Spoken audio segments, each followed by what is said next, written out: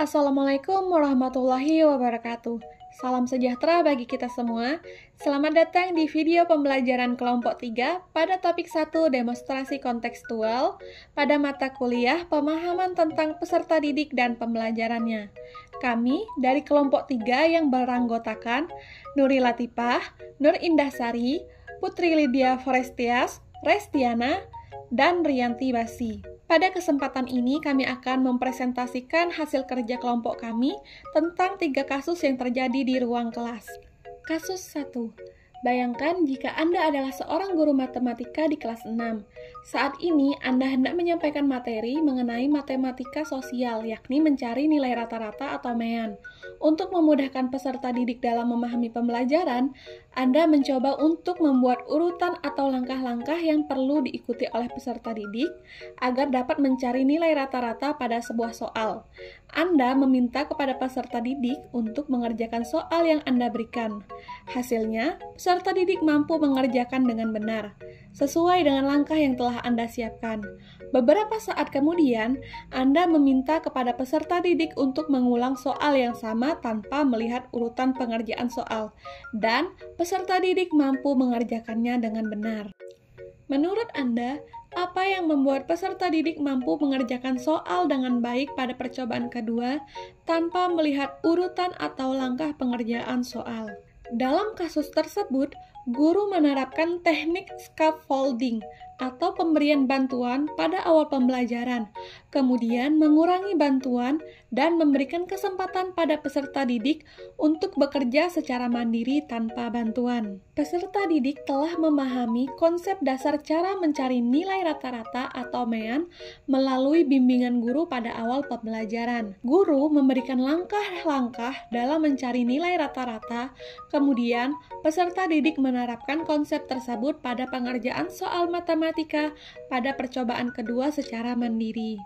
Sebagai seorang calon guru, dalam kegiatan belajar yang seperti apa metode di atas dapat diterapkan? Elaborasi jawaban Anda dengan menyertakan teori yang berkaitan. Metode pembelajaran yang dapat diterapkan pada kasus 1 yaitu metode pembelajaran kolaboratif. Pada pendekatan ini selaras dengan teori konstruktivisme Vygotsky yang menyatakan bahwa apa yang aku lakukan dalam kerjasama hari ini, dia dapat melakukannya sendiri besok. Kasus 2. Rina adalah seorang guru kelas 1 SD. Sebagian besar peserta didiknya belum bisa berhitung dengan lancar. Rina sedang memikirkan cara yang sesuai untuk membantu setiap peserta didik menyelesaikan tantang belajarnya. Menurut Anda, apa yang dapat Rina lakukan untuk membantu peserta didiknya sesuai dengan tahapan perkembangan usia? Hal yang dapat dilakukan oleh Rina adalah menciptakan suasana pembelajaran yang menyenangkan dan bermakna.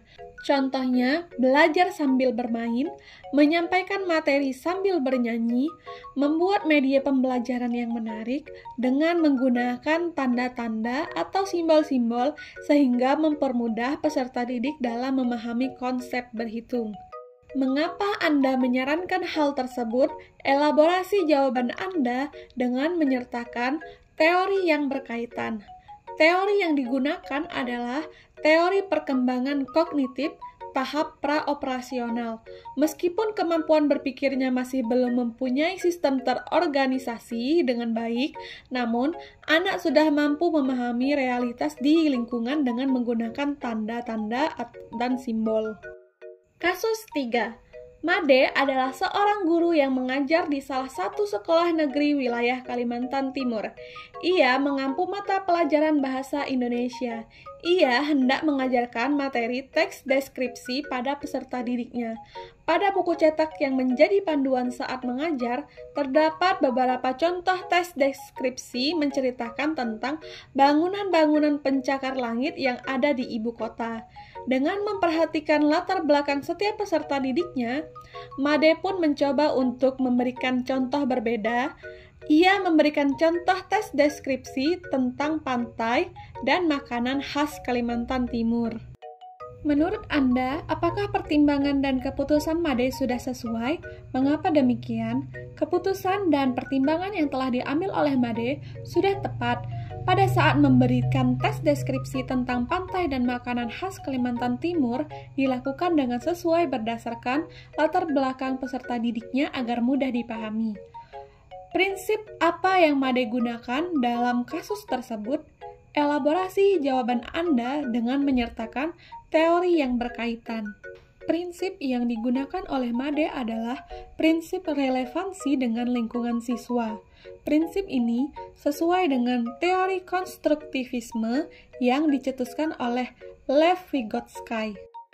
Demikianlah pembahasan tentang 3 kasus yang terjadi di ruang kelas. Atas perhatian yang telah Anda berikan, kami ucapkan terima kasih. Wassalamualaikum warahmatullahi wabarakatuh.